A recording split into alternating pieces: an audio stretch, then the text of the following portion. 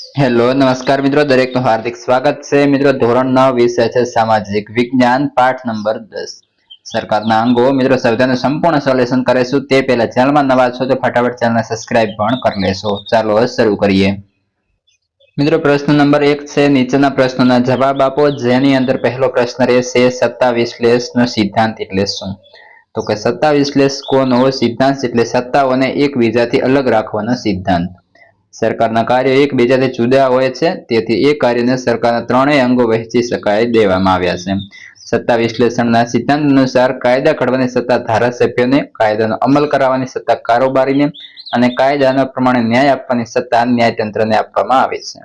સરકારનો વહીવટ સરળ અને કાર્યક્ષમ બને એ માટે સત્તાનું વિશ્લેષણ કરવું જરૂરી બને છે. આમ છતાં ધારાસભાને કાયદા ઘડવાની સત્તા છે, પરંતુ તે તેની સત્તાનો બેફામ ઉપયોગ ક્યારેય ન કરી શકે. એ માટે કારોબારી અને ન્યાયતંત્રને ધારાસભા પર નિયંત્રણ રાખવાની કેટલીક સત્તા મળે છે. એ જ રીતે કારોબારી પર ધારાસભા અને ન્યાયતંત્ર દ્વારા નિયંત્રણ મૂકવામાં આવ્યું છે, પરંતુ ન્યાયતંત્રને ધારાસભા અને કારોબારીથી અલગ સ્વતંત્ર રાખવાનું આવ્યું છે. મિત્રો પ્રશ્ન 2 છે, સંસદની લાયકાત કઈ કઈ છે? તો પહેલું તો એ છે કે સંસદ એ ભારતીય હોવો જોઈએ. તેની ઉંમર 25 વર્ષ કરતા ઓછી ન હોવી જોઈએ. તે સંઘ સરકાર કે રાજ્ય સરકારનો પગારદાર નોકર ન હોવો જોઈએ. તે માનસિક રીતે અસ્થિર તેમજ નાદાર ન હોવો જોઈએ. તે અદાલત દ્વારા ગુનેગાર પુરવાર થયેલો ન હોવો જોઈએ. પ્રશ્ન 3 છે, લોકસભા અને રાજ્યસભાની કાર્યસાધક સંખ્યા કેટલી છે? તો લોકસભાની મિત્રો 545 વર્તમાન છે 543, જ્યારે રાજ્યસભાની 250 છે. ત્યારબાદ વધીએ 4, રાજ્યસભામાં સભ્યોની પસંદગી કઈ રીતે થાય છે? તો કે રાજ્યસભા સંસદનું ઉપલું ગૃહ છે, જે રાજ્યનું પ્રતિનિધિત્વ ધરાવે છે. 30 વર્ષ કે તેથી વધુ ઉંમરનો કોઈ પણ ભારતીય નાગરિક રાજ્યસભાના સભ્ય તરીકે ઉમેદવારી નોંધાવી શકે છે. તે માનસિક રીતે અસ્થિર તેમજ નાદાર ન હોવો જોઈએ.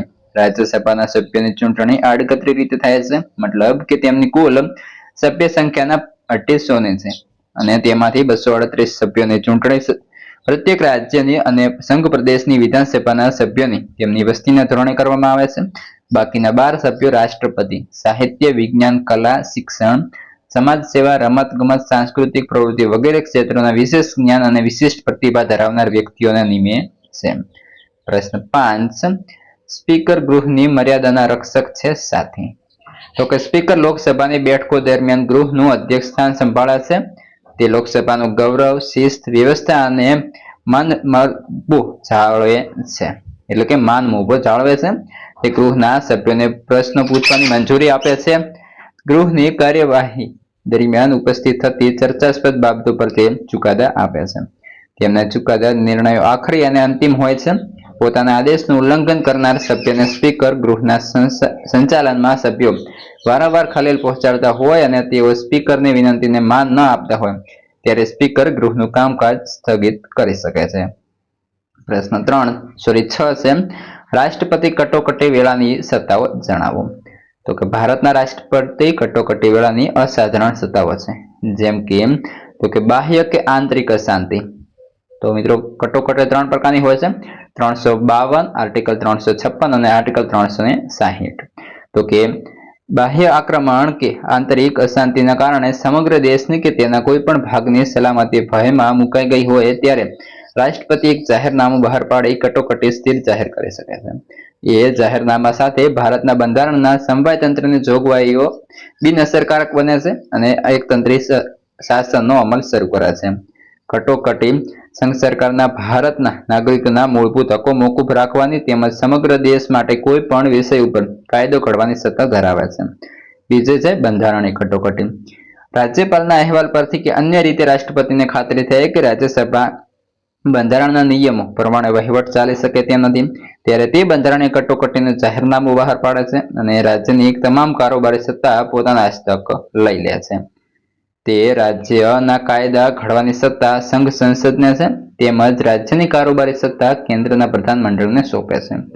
રાજ્યના રાજ્યપાલ રાષ્ટ્રપતિના પ્રતિનિધિ તરીકે રાજ્યનો વહીવટ કરે છે. રાજ્યમાં રાજ્યપાલ રાષ્ટ્રપતિ શાસન વધુમાં વધુ 3 વર્ષથી મુદત સુધી અમલમાં રહી શકે છે. ઉપરાંત નાણાકીય કટોકટી. તો કે દેશમાં નાણાકીય સ્થિરતા કે સાહ જોખમમાં મુકાય ત્યારે રાષ્ટ્રપતિ નાણાકીય કટોકટી જાહેર કરી શકે છે. આ પરિસ્થિતિ દરમિયાન બધા સરકારી કર્મચારીઓ અને ન્યાયાધીશોના વેતન ભથ્થા ઘટાડવાનો આદેશ આપી શકે છે. નાણાકીય કટોકટીની પરિસ્થિતિ દરમિયાન રાજ્યની વિધાનસભાઓ પસાર કરેલા નાણાકીય ખરડાઓને રાષ્ટ્રપતિની સંમતિ મોકલવામાં આવે છે. પ્રશ્ન 7 છે, મહાભિયોગની કાર્યવાહી શું છે? તો આ શબ્દ તમે ઘણી બધી વખત સાંભળ્યો હશે. તો જોઈએ તો કે સંસદના બંને ગૃહો રાષ્ટ્રપતિ વિરુદ્ધ બંધારણનું તહોમતનામું પસાર કરે તો જ રાષ્ટ્રપતિ વિરુદ્ધ બંધારણ ભંગનું તહોમતનામું પસાર કરે તો રાષ્ટ્રપતિ તેમના હોદ્દા પરથી પદભ્રષ્ટ કરી શકાય. આ માટે સંસદના કોઈ પણ એક ગૃહે એટલે કે 2/3 બહુમતીથી રાષ્ટ્રપતિ સામેનું લેખિત તહોમતનામું પસાર કરવાનું હોય છે અને બીજા ગૃહે તે તહોમતનામા પર અદાલતની તપાસ કરવાની હોય છે. જો બીજું ગૃહ પણ 2/3 બહુમતીથી રાષ્ટ્રપતિના હોદ્દા પરથી દૂર કરી શકાય છે. આ કાર્યવાહીને મહાભિયોગ કહે છે. પ્રશ્ન 8 છે, સંસદની સત્તાઓ અંગે ઉલ્લેખ. તો જોઈએ ધારાકીય સત્તાઓ. તો કે સામાન્ય સંજોગોમાં સંસદ સંઘ યાદી અને સંયુક્ત યાદીના વિષયોનો પર કાયદા ઘડે છે. કટોકટી સમયે સંસદ રાજ્ય યાદી સહિત કોઈ પણ વિષય પર કાયદો ઘડી શકે છે. સંસદની મંજૂરી વિના કોઈ પણ ખરડો કાયદો બની શકતો નથી. નાણાકીય ખરડા સિવાય કોઈ પણ ખરડો સંસદના કોઈ પણ ગૃહમાં રજૂ થઈ શકે છે. નાણાકીય ખરડો પ્રથમ રજૂઆત માત્ર લોકસભામાં જ થઈ શકે છે. રાષ્ટ્રપતિ દ્વારા બહાર પાડવામાં આવતા વટહુકમ માટે વહેલામાં વહેલી તકે સંસદની મંજૂરી લેવી પડે છે. જો સંસદ મંજૂર ન આપે તો વટહુકમ આપોઆપ રદ થતો હોય છે. કારોબારી સત્તાઓ. તો કે લોકસભાને મંત્રીમંડળ પર અવિશ્વાસની દરખાસ્ત લાવવાની સત્તા છે. જો એ દરખાસ્ત પસાર થાય તો મંત્રીમંડળને રાજીનામું આપવું પડતું હોય છે. લોકસભા નાણામંત્રીએ રજૂ કરેલા નાણાકીય ખરડાને નામંજૂર કરીને સમગ્ર મંત્રીમંડળને રાજીનામું આપવાની ફરજ પાડી શકાય છે. સંસદના સભ્યો મંત્રીઓને રાજ્ય વહીવટ સંબંધી પ્રશ્નો અને પેટા પ્રશ્નો પૂછવાની તેમજ પ્રશ્નના જાહેર હિત પ્રત્યે મંત્રીઓનું ધ્યાન દોરવાની સત્તા ધરાવે છે. સંસદની બેઠક ચાલુ હોય ત્યારે સંસદનો કોઈ પણ સભ્ય જાહેર હિતના મહત્વના પ્રશ્ન પ્રત્યે મંત્રીમંડળનું ધ્યાન દોરવા સભા મોકૂફીની દરખાસ્ત રજૂ કરી શકે છે. સંસદ મંત્રીની વિરુદ્ધ ઠપકાની દરખાસ્ત પસાર કરે તો પણ મંત્રીમંડળે રાજીનામું આપવું પડે છે. જોઈએ નાણાકીય સત્તા. તો કે નાણામંત્રી અને રેલ મંત્રીએ રજૂ કરેલા અંદાજપત્રો મંજૂર કરવા, આકસ્મિક ખર્ચ નીતિમાંથી પસાર કરેલી ખર્ચની રકમ મંજૂર કરવી, સરકારે આગલા વર્ષ કરેલા ખર્ચની ઓડિટ કરેલા હિસાબ અને અહેવાલ મંજૂર કરવો વગેરે સંસદની નાણાકીય સત્તાઓ છે. અંદાજપત્રો સહિત તમામ નાણાકીય બાબતો પ્રથમ લોકસભામાં રજૂ કરવામાં આવે છે. લોકસભાએ પસાર કર્યા પછી તેના રાજ્યસભામાં મોકલવામાં આવે છે. રાજ્યસભાએ માત્ર ચર્ચા કરે 14 દિવસમાં નાણાકીય ખરડો લોકસભાને પાછો મોકલવાનો હોય છે. આ મુદત દરમિયાન રાજ્યસભા ખરડો લોકસભા પરત ન કરે તો પણ પસાર થયેલો ગણાશે. અને ન્યાયિક સત્તાઓ. તો કે સંસદ લોકસભાના સ્પીકર અને ડેપ્યુટી સ્પીકર તેમજ રાજ્યસભાના અધ્યક્ષ અને ઉપાધ્યક્ષને બંધારણના ભંગ બદલ કે કોઈ ગંભીર ગુના માટે બહુમતીથી ઠરાવ પસાર કરી પદભ્રષ્ટ કરી શકે છે. બંધારણના ભંગ બદલ કે દેશ હિત વિરુદ્ધ પ્રવૃત્તિઓ કરનાર આરોપસર સંસદ રાષ્ટ્રપતિ, ઉપરાષ્ટ્રપતિ, સર્વોચ્ચ અદાલત અને વડી અદાલતના ન્યાયમૂર્તિઓ, મુખ્ય ચૂંટણી કમિશનર, ઓડિટર જનરલ કે એટર્ની જનરલ પર મહાભિયોગ ચલાવી શકે છે અને 2/3 બહુમતીથી આરોપ પુરવાર થયેલો જાહેર કરી તેને હોદ્દા પરથી દૂર કરી શકે છે. સંસદ પોતાના કોઈ પણ સભ્યને અસભ્ય વર્તણૂક માટે સભાગૃહના નિયમોના ભંગ બદલ તેમનું સભ્યપદ નાબૂદ કરવાની, જેલમાં મોકલવાની શિક્ષા કરી શકે છે. ગૃહમાં થોડા દિવસો માટે હાજરી ન આપવાનો પણ આદેશ આપી શકે છે.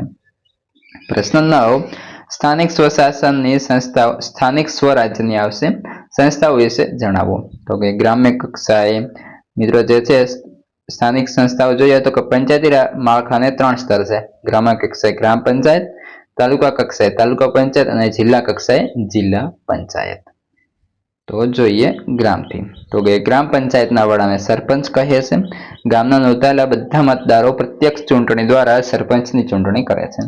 જે ગામના નોંધાયેલા બધા મતદારો ગ્રામ પંચાયતના સભ્યો અને સરપંચની સર્વાનુમતે પસંદગી કરે છે એ ગામને સમરસ ગામ કહેવામાં આવે છે. તાલુકા પંચાયતની ચૂંટણીમાં પંખના નેતા જિલ્લા પંચાયતના પતિ કહેવાય છે. જ્યારે તાલુકા પંચાયતના વહીવટી વડા જિલ્લા વિકાસ અધિકારીના નામે ઓળખાય છે. શહેરી સ્વશાસન. તો કે નગરપાલિકા, મહાનગરપાલિકા અને મહાનગર નિગમ એ શહેરી સ્વશાસનની સંસ્થાઓ છે. આ સંસ્થાઓની ચૂંટણી મતદાન પદ્ધતિ દ્વારા પ્રત્યક્ષ રીતે થાય છે. નગરપાલિકાના વડા એટલે કે તે પતિના નામે અને વહીવટી વડા ચીફ ઓફિસરના નામે ઓળખાય છે. મહાનગરપાલિકા અને મહાનગર નિગમના વડાને મેયર કહેવાય છે. આ સંસ્થાઓના વહીવટી વડા મ્યુનિસિપલ કમિશનરના નામે ઓળખાય છે. તેમની નિમણૂક રાજ્ય સરકાર કરે છે. મ્યુનિસિપલ કમિશનરના હાથ નીચે ટેકનિકલ અને વહીવટી જ્ઞાન ધરાવતા ઝોનલ વડાઓ, અન્ય અધિકારીઓ તથા કર્મચારીઓનું તંત્ર હોય છે. જાહેર સ્વચ્છતા અને આરોગ્ય, પીવાનું શુદ્ધ પાણી, રસ્તાઓ અને પુલો, દીવાબત્તી, ગટર વ્યવસ્થા, પ્રાથમિક શિક્ષણ, દવાખાના અને આરોગ્ય કેન્દ્રો, જન્મ મરણની નોંધ વગેરે બાબતો અંગેના કામો એ શહેરી સ્વશાસનની સંસ્થાઓના ફરજિયાત કાર્યો છે. રમતગમતના મેદાનો, બાગ બગીચા, જાહેર જાજરૂ અને પેશાબખાના, સ્નાનગૃહ, પુસ્તકાલયો, માધ્યમિક શાળાઓ, વરસાદી પાણીનો નિકાલ, જાહેર વ્યવહાર, શાક માર્કેટો કે બજારોની વ્યવસ્થા, પ્રસૂતિ ગૃહો, સ્મશાન ગૃહો, મનોરંજન, ગંદા વસવાટોની નાબૂદી વગેરે બાબતોએ કામો એ શહેરી સ્વશાસનની સંસ્થાઓના મરજિયાત કાર્યો રહેશે. પ્રશ્ન 10. અમલદારશાહીના અનિષ્ટો જણાવો. તો અમલદારશાહીના મુખ્ય અનિષ્ટો તુમારશાહી, લાગવગ, સગાવાજ, ભ્રષ્ટાચાર, અપ્રમાણિકતા, બિનકાર્યક્ષમતા, ગેરરીતિઓ, જવાબદારીઓથી પલાયન થવાની વૃત્તિ. પ્રશ્ન 2. વિધાનોના કારણ સમજાવો. પહેલો છે ભારતીય સંસદ દ્વિગૃહી છે. તો ભારતીય સંસદ બે ગૃહોની બનેલી છે. પહેલું ગૃહ છે નીચલું ગૃહ અને એક ઉપલું ગૃહ. લોકસભાના નામે ઓળખાય છે, એટલે કે ઉપલું ગૃહ જે છે નીચલું ગૃહ લોકસભા, ઉપલું ગૃહ રાજ્યસભા. તો લોકસભાના નામે ઓળખાય તે પ્રજા દ્વારા સીધા ચૂંટાયેલા પ્રતિનિધિઓનો બનેલો છે, જ્યારે ઉપલું ગૃહ રાજ્યસભાના નામે ઓળખાય છે તે રાજ્યોનું પ્રતિનિધિત્વ ધરાવે છે. રાજ્યસભા કાયમી ગૃહ છે. તો કે દર 2 વર્ષના અંતે રાજ્યસભા સભ્યોની કુલ સભ્ય સંખ્યાને 1/3 એટલે કે 1/3 ભાગના સભ્યો નિવૃત્ત થાય છે અને તેટલા જ બીજા નવા સભ્યો ચૂંટાય છે. આખી રાજ્યસભા ક્યારેય બરખાસ્ત થતી નથી. આમ રાજ્યસભા કાયમી ગૃહ છે. મિત્રો, મોસ્ટ ઇમ્પોર્ટન્ટ છે, રાજ્યસભા કાયમી ગૃહ છે અને આ પ્રશ્ન ઘણી બધી વખત પૂછાઈ ગયો છે. પ્રશ્ન 3. ભારતમાં સંસદની સર્વોપરી નથી, પરંતુ બંધારણ સર્વોપરી છે. જોઈએ તો કે ભારતીય સંસદે બંધારણમાં દર્શાવેલી મર્યાદાઓમાં રહીને પોતાની સત્તાઓ ભોગવવાની છે. સંસદે ઘડેલા કોઈ કાયદામાં બંધારણીય જોગવાઈઓનો ભંગ થતો હોય કે બંધારણ સાથે સુસંગત ન હોય તો તેને અદાલતમાં પડકારી શકાય. અદાલતને ખાતરી થાય કે સંસદે ઘડેલો કાયદો બંધારણીય જોગવાઈનો ભંગ કરે છે તો તેને ગેરબંધારણીય ગણી રદબાતલ કરી શકે છે. આમ બંધારણ સર્વોપરી છે, સંસદ નહીં. મિત્રો, બીજી વાત કે આપણે ચેનલ પર તમારા ધોરણના તમામ વિષયના સ્વાધ્યાય અને સ્વાધ્યાયન પોથી સોલ્યુશન ઉપલબ્ધ છે. વધીએ આગળ. પ્રશ્ન 4. સ્વતંત્ર, નિષ્પક્ષ ન્યાયતંત્ર લોકશાહીની આધારશિલા છે. તો કે ન્યાયાધીશો નિર્ભય રીતે અને પક્ષપાત વિના તટસ્થ રીતે ન્યાય આપી શકે એ માટે ભારતીય સંઘ સરકારમાં ન્યાયતંત્રના ધારાસભા અને કારોબારીથી સ્વતંત્ર રાખવામાં આવ્યો છે. તે લોકશાહીનું મહત્વનું લક્ષણ છે. બંધારણે ભારતને લોકશાહી રાજ્ય જાહેર કરી તેના સંરક્ષણનું કાર્ય ન્યાયતંત્રને સોંપ્યું છે. ન્યાયતંત્ર બંધારણના રક્ષક અને વાલી તરીકે કામ કરે છે. આથી કહી શકાય કે સ્વતંત્ર અને નિષ્પક્ષ ન્યાયતંત્ર લોકશાહીની આધારશિલા છે. પ્રશ્ન 5. સ્થાનિક સ્વરાજ્યની સંસ્થાઓ લોકશાહીની તાલીમ શાળા અને વહીવટી સુધારણાની પ્રયોગશાળા છે. સ્થાનિક સ્વરાજ્યની સંસ્થાઓની રચના અને વહીવટ લોકશાહીની પદ્ધતિએ ચાલે છે. આથી આ સંસ્થાઓની રચના અને વહીવટ લોકશાહી પદ્ધતિ ચાલે. આથી આ સંસ્થા દ્વારા લોકોને મતાધિકારનું મહત્વ સમજાય છે. તેમને યોગ્ય પ્રતિનિધિ તરીકે કાર્ય કરવાની તાલીમ મળે છે. તાલીમ અને અનુભવ તેમને ધારાસભા કે કારોબારીના સભ્ય તરીકેની ફરજો બજાવવા ઉપયોગી થાય છે. સ્થાનિક સ્તરે નાગરિકો પોતાના રોજબરોજના પ્રશ્નોના નિરાકરણમાં ઉત્સાહપૂર્વક ભાગ લે છે. સ્થાનિક કાર્યો કરતા તેમનામાં રાજ્ય કે રાષ્ટ્રના પ્રશ્નો વિશે પોતાના મંતવ્યો બાંધવાની સૂઝ વિકસે છે. સ્થાનિક સ્વરાજ્યની સંસ્થાઓ દ્વારા નાગરિકોને ઘર આંગણે લોકશાહીની પ્રમાણિકતાઓ અને કાર્યપદ્ધતિનો અનુભવ મળે છે. તેથી સ્થાનિક સ્વરાજ્યની સંસ્થાઓ લોકશાહીની તાલીમ શાળા કહે છે. સ્થાનિક સ્વરાજ્યની સંસ્થાઓના નીચલા સ્તરે વહીવટમાં કાયદાની સ્પષ્ટતા કે વિસંગતતાને કારણે સર્જાતી સમસ્યાઓ કે પ્રશ્નોને ઉપલી કક્ષાએ હલ કરવામાં પૂરતી કાળજી, ચકાસણી અને સુધારણાનો અવકાશ રહે છે. તેથી સ્થાનિક સ્વરાજ્યની સંસ્થાઓને વહીવટી સુધારણાની પ્રયોગશાળા કહેવામાં આવતી હોય છે. પ્રશ્ન 6 છે રાજ્યની વિધાનસભા રાજ્યના લોકોની ઈચ્છાનું પ્રતિબિંબ પાડે છે. તો કે ભારત પ્રજાસત્તાક લોકશાહી દેશ છે. ભારતમાં લોકોએ ચૂંટેલા પ્રતિનિધિઓ લોકોને જવાબદાર રહી રાજ્ય વહીવટ ચલાવે છે. વિધાન સભાને અને પ્રજા દ્વારા સીધા ચૂંટાયેલા પ્રતિનિધિઓનું બનેલું ગૃહ છે. તેથી પ્રજાને પ્રત્યક્ષ રીતે જવાબદાર છે. રાજ્ય વિધાનસભા રાજ્યના લોકોની ઈચ્છા લોકમત મુજબ ધારાકીય અને કારોબારી કાર્ય કરે છે. વિધાનસભા પ્રજાના વિવિધ પ્રશ્નો, પોતાના કાર્યો વિશે પ્રજાના પ્રત્યાઘાતો, અભિપ્રાયો, લોકોની આશાઓ, આકાંક્ષાઓ, માંગણીઓ જાણીને સમજીને રાજ્યનો વહીવટ કરે છે. આ રાજ્યની વિધાનસભા રાજ્યના લોકોની ઈચ્છાનું પ્રતિબિંબ પડે છે. પ્રશ્ન 7 છે, રાજ્યપાલ એ રાજ્ય અને કેન્દ્ર વચ્ચે કડીરૂપ ભૂમિકા અદા કરે છે. તો કે રાજ્યપાલની નિમણૂક કેન્દ્રના પ્રધાનમંડળની સલાહ અનુસાર રાષ્ટ્રપતિ કરે છે. રાજ્યપાલ રાજ્ય સરકારની કામગીરી વિશે રાષ્ટ્રપતિને વાકેફ કરે છે. રાજ્યમાં રાષ્ટ્રપતિનું શાસન સ્થપાય ત્યારે રાજ્યપાલ રાષ્ટ્રપતિના પ્રતિનિધિ તરીકે રાજ્યનો વહીવટ સંભાળે છે. આમ રાજ્યપાલ એ રાજ્ય અને કેન્દ્ર વચ્ચે કડીરૂપ ભૂમિકા છે. પ્રશ્ન 8, લોકસભા દેશની ચાવીરૂપ પ્રજાકીય સંસ્થા છે. તો કે લોકસભા પ્રજા દ્વારા સીધા ચૂંટાયેલા પ્રતિનિધિઓનું બનેલું ગૃહ છે. સંસદનું નીચલું ગૃહ છે. તો સંઘ સરકાર પોતાના બધા જ કાર્યો માટે લોકસભાને જવાબદાર છે. લોકસભા પ્રજાના પ્રશ્નોને વાચા આપવામાં આવે છે. લોકસભામાં પ્રજાના વિચારો, ઈચ્છાઓ, માંગણીઓ, આકાંક્ષાઓનો પડખો પડે છે અને એ પ્રમાણે કાયદા ઘડવામાં આવતા હોય છે. લોકસભાના સભ્યો લોકોની ઈચ્છાને વધારે સારી રીતે સમજી શકે, તેઓ પ્રજાના પ્રશ્નો અને સમસ્યાઓ ઉકેલે. આથી કહી શકાય કે લોકસભા દેશની ચાવીરૂપ પ્રજાકીય સંસ્થા છે. રાજકીય કારોબારી અને વહીવટી કારોબારી વચ્ચે મૈત્રીપૂર્ણ સંબંધો રાજ્યના સુશાસનની પૂર્વ શરત છે. ઉત્તર, તો કે રાજકીય કારોબારી વહીવટ તંત્રના જુદા જુદા ક્ષેત્રોની નીતિઓ ઘડે છે અને વહીવટી કારોબારીને નીતિ વિષયક બાબતોમાં સલાહ સૂચનો આપે છે. તેમાં જરૂરી માહિતી અને આંકડા પૂરા પાડે છે. આ રીતે સરકારની રાજકીય કારોબારી નીતિઓના ઘડતરમાં અને અમલીકરણમાં વહીવટી કારોબારી સરકારની કરોડરજ્જુ સમાન છે. રાજકીય કારોબારી પ્રજાના કલ્યાણ અને સુખાકારી માટે ચિંતા તથા ચિંતન કરતું મગજ છે, જ્યારે વહીવટી કારોબારી રાજકીય કારોબારીના હાથ પગ છે. જેમ મગજની આજ્ઞા પ્રમાણે હાથ પગ કામ કરે છે, તેમ રાજકીય કારોબારની આજ્ઞા પ્રમાણે વહીવટી કારોબારી કામ કરે છે. ભારત સરકારની એટલે કે સરકારની વિકાસ યાત્રાની ગતિ સાતત્યપૂર્ણ રીતે જાળવી રાખવામાં વહીવટી કારોબારી મહત્વનો ભાગ ભજવે છે. આમ રાજકીય કારોબારી અને વહીવટી કારોબારી વચ્ચે મૈત્રીપૂર્ણ સંબંધો રાજ્યના સુશાસનની પૂર્વ શરત છે. પ્રશ્ન 10, સક્ષમ અને બાહોશ સંધિ અધિકારીઓ સરકારની કરોડરજ્જુ સમાન છે. તો કે નિષ્ણાત જ્ઞાન, વહીવટી ક્ષમતા અને સૂઝબૂછ, બહોળો અનુભવ અને દીર્ઘદ્રષ્ટિને કારણે સંધિ અધિકારીઓ રાજ્યનો કાર્યક્ષમ વહીવટ કરી શકે છે. રાજ્યની કારોબારી એ લોક કલ્યાણ અને સુખાકારીની ચિંતા અને ચિંતન કરતા મગજ સમાન છે, જ્યારે વહીવટી કારોબારીના સંધિ અધિકારીઓ તેના હાથ પગ છે. સરકારના કાયદા, નીતિઓ વગેરેનો અમલ સંધિ અધિકારીઓ જ કરે છે. તેઓ સરકારને પીઠબળ પૂરું પાડે છે. આથી કહી શકાય કે સક્ષમ અને બાહોશ સંધિ અધિકારીઓ સરકારની કરોડરજ્જુ સમાન છે. પ્રશ્ન 3, ટૂંક નોંધ. પહેલો છે રાજ્યપાલનું સ્થાન અને કાર્યો. તો કે રાજ્યપાલની નિમણૂક સંઘના પ્રધાનમંડળની સલાહ અનુસાર રાષ્ટ્રપતિ કરે છે. 35 વર્ષ કે તેથી વધુ ઉંમરના ભારતના કોઈપણ નાગરિકને રાષ્ટ્રપતિ એક કે તેથી વધુ રાજ્યોના રાજ્યપાલ તરીકે નિમી શકે છે. રાજ્યપાલના હોદ્દાની મુદત 5 વર્ષની છે, પરંતુ એ મુદત પૂર્ણ થાય તે પહેલા રાષ્ટ્રપતિ તેમના હોદ્દા પરથી દૂર કરી શકે છે અથવા રાજ્યપાલ સ્વેચ્છાએ રાજીનામું પણ આપી શકે. રાષ્ટ્રપતિ તેમના હોદ્દાની મુદત વધારી શકે છે. તેમની બીજા રાજ્યના રાજ્યપાલ તરીકે બદલી કરી શકે છે. રાજ્યપાલ રાજ્યના બંધારણીય વડા છે. તે રાજ્યની બધી કારોબારી સત્તાઓ ધરાવે છે. રાજ્યનો તમામ વહીવટ રાજ્યપાલના નામે ચાલે છે. તે વિધાનસભાના બહુમતી પક્ષના નેતાની મુખ્યમંત્રી તરીકે અને મુખ્યમંત્રીની સલાહ પ્રમાણે પ્રધાનમંડળની રચના કરે છે.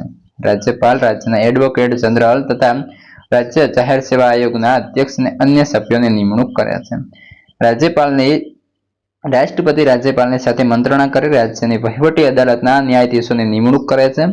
રાજ્યપાલ રાજ્યની ધારાસભાની બેઠકો બોલાવવાની, તેને બરખાસ્ત કરવાની કે મુલતવી રાખવાની, વહીવટી હુકમો બહાર પાડવાની, રાજ્યની ધારાસભાએ પસાર કરેલા ખરડાઓ પર સહી કરી તેમને કાયદાઓનું સ્વરૂપ આપવાની વગેરે ધારાકીય સત્તા ધરાવે છે.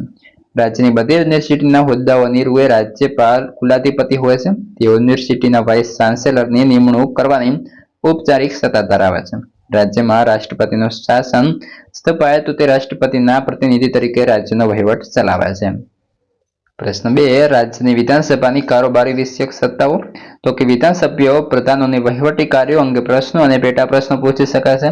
તે અગત્યની બાબત કે બનાવ વિશે ચર્ચા કરવા સભા મોકૂફીની દરખાસ્ત રજૂ કરી શકે છે.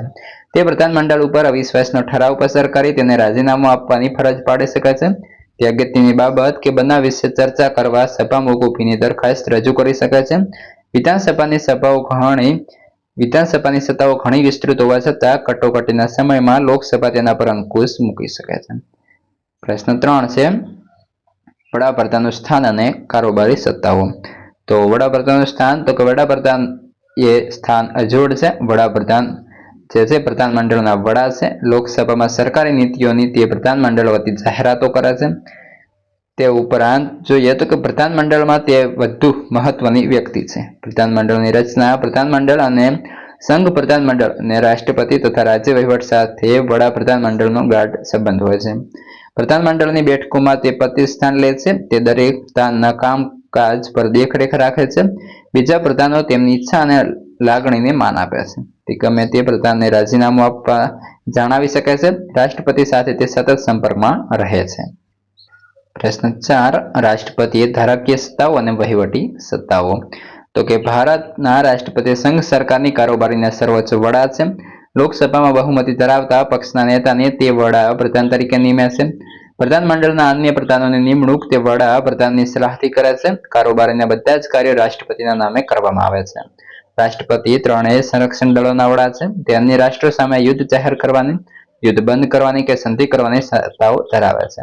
તે ઉપરાંત ભારતના એટર્ની જનરલ, કોમ્પ્ટ્રોલર જનરલ, ઓડિટર, સર્વોચ્ચ અદાલત અને રાજ્યની વડી અદાલતના ન્યાયાધીશોની અને રાજ્યપાલો, ઉચ્ચ લશ્કરી અધિકારીઓ, કેટલાક સર્વોચ્ચ અધિકારીઓ વગેરેની નિમણૂક કરે છે.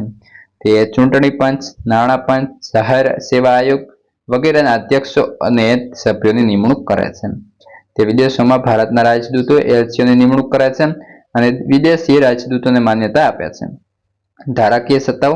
તો કે રાષ્ટ્રપતિ સંસદની બેઠકો બોલાવવાની, મુલતવી રાખવાની તથા લોકસભાને બરખાસ્ત કરવાની સત્તા ધરાવે છે. તે સાહિત્ય, શિક્ષણ, વિજ્ઞાન, કલા, સમાજ સેવા વગેરે ક્ષેત્રોની 12 નામાંકિત વ્યક્તિની રાજ્યસભામાં નિમણૂક કરે છે. લોકસભામાં એંગ્લો ઇન્ડિયનનું પૂરતું પ્રતિનિધિત્વ ન મળ્યું હોય ત્યારે એ વર્ગના 2 પ્રતિનિધિઓ નિમવાની રાષ્ટ્રપતિને સત્તા છે. પ્રશ્ન 5, ખરડો કાયદો ક્યારે બને? પ્રક્રિયા વર્ણવો. તો કે કાયદા માટેની દરખાસ્તને ખરડો કહેવાય. ખરડા 2 પ્રકારના, સામાન્ય અને નાણાકીય. સામાન્ય ખરડાની કાયદાની રચના જોઈએ તો કે સંસદમાં ખરડો રજૂ કરતા પહેલા લોકસભામાં સ્પીકરની અને રાજ્યસભામાં અધ્યક્ષની પરવાનગી મેળવવી પડે છે. સામાન્ય ખરડો સંસદના બંને ગૃહોમાંથી કોઈ પણ ગૃહમાં રજૂ થઈ શકે છે. તે પ્રધાનમંડળના કોઈ પણ પ્રધાન અથવા ગૃહના કોઈ પણ સભ્ય દ્વારા રજૂ થઈ શકે છે. સામાન્ય ખરડો રાષ્ટ્રપતિ પાસે સહી માટે મોકલવામાં આવે તે પહેલા તેને બંને ગૃહમાં 3 વાંચનમાંથી પસાર કરવો પડે. પ્રથમ વાંચન. તો કે ખરડો રજૂ કરનાર મંત્રી કે સંસદ સભ્ય ગૃહના ખરડાનું વાંચન કરી ખરડાના હેતુઓ અને બીજી મહત્વની બાબતો ગૃહના ધ્યાન પર લાવે છે. ત્યાર પછી ગૃહમાં ખરડા પર ચર્ચા થાય છે અને બીજા વાંચન માટે મોકલાય છે.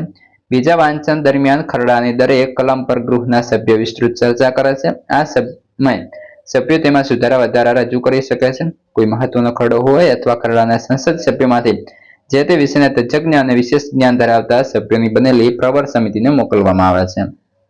ત્રીજું વાંચન. તો કે પ્રવર સમિતિના અહેવાલ પછી એ અહેવાલને આધારે ગૃહમાં ખરડાનું ત્રીજું વાંચન શરૂ થાય છે. ત્રીજા વાંચનને અંતે ગૃહ ખરડાને બહુમતીથી પસાર કરે તો તે સંસદના બીજા ગૃહમાં મોકલવામાં આવે અને બીજા ગૃહમાં પણ ખરડાને 3 વાંચનમાંથી પસાર થવું પડે. આમ બંને ગૃહોમાંથી પસાર થયા પછી રાષ્ટ્રપતિની સહી પછી કાયદો બનતો હોય છે. પ્રશ્ન 6, નાણાકીય ખરડા અંગે બંધારણની જોગવાઈઓ. તો કે કોઈ પણ ખરડો નાણાકીય ખરડો છે કે કેમ તે માત્ર લોકસભા જ નક્કી કરી શકે. અંદાજપત્ર તેમજ નાણાકીય બાબતોને લગતો ખરડો નાણાકીય ખરડો કહેવાય. નાણાકીય ખરડો રાષ્ટ્રપતિની મંજૂરીથી પ્રથમ લોકસભામાં રજૂ કરવામાં આવે છે. લોકસભામાં નાણાકીય ખરડો નીચેના તબક્કામાંથી પસાર થાય છે. તો કે ખરડા પર 2-3 દિવસ સુધી પ્રાથમિક ચર્ચા થાય. અંદાજપત્રમાં દર્શાવેલ વાર્ષિક ખર્ચની માંગણીઓ પર ચર્ચા વિચારણા કરવામાં આવે છે. નાણાકીય ગૃહમાં હાજર રહેલા સભ્યોના મતદાનથી તે મંજૂર થાય છે અને અંદાજપત્રમાં દર્શાવેલ આવકના વિવિધ સ્ત્રોતો અને કરવેરાના પ્રસ્તાવોને ગૃહની મંજૂરી માટે રજૂ કરવામાં આવે છે. લોકસભાએ પસાર કર્યા પછી નાણાકીય ખરડાને રાજ્યસભામાં મોકલવામાં આવે છે. પ્રશ્ન 7 રાજ્યની ઉપયોગિતા અને મર્યાદાઓ. તો રાજ્યસભાની ઉપયોગિતા મિત્રો અહીંયા આવશે રાજ્યસભા. ઓકે, તો રાજ્યસભાની ઉપયોગિતા અને મર્યાદાઓ. તો કે રાજ્યસભાની ઉપયોગિતા તો કે ભારતના 29 રાજ્યોની રાષ્ટ્રીય રાજધાનીના પ્રદેશ દિલ્હી સહિત 7 સંઘશાસિત પ્રદેશોનું બનેલું સંઘરાજ્ય છે. ભારતની સંસદ દ્વિગૃહી છે. રાજ્યસભા ભારત સંઘના રાજ્યોનું પ્રતિનિધિત્વ ધરાવતું સંસદનું ઉપલું ગૃહ છે. રાજ્યસભા સભ્યો જુદા જુદા રાજ્યોથી આવેલા હોય છે. તેઓ તેમાં રાજ્યોના લોકોની ઈચ્છાઓ, માંગણીઓ, પ્રશ્નો, સમસ્યાઓ વગેરેને સારી રીતે સમજી શકે અને ગૃહમાં તેને સારી રીતે રજૂ કરે અને લોકોને ન્યાય અપાવી શકે છે, જે રાજ્યસભાની ઉપયોગિતા દર્શાવે છે. આમ સંઘના દરેક રાજ્યને સરકાર સમક્ષ રજૂઆતો કરવાની તકો મળે એ હેતુથી રાજ્યસભાની રચના કરવામાં આવે છે. તેની મર્યાદાઓ જોઈએ તો કે લોકસભાએ પ્રથમ પસાર કરેલો નાણાકીય ખરડો રાજ્યસભામાં ભલામણ અર્થે મોકલવામાં આવે છે.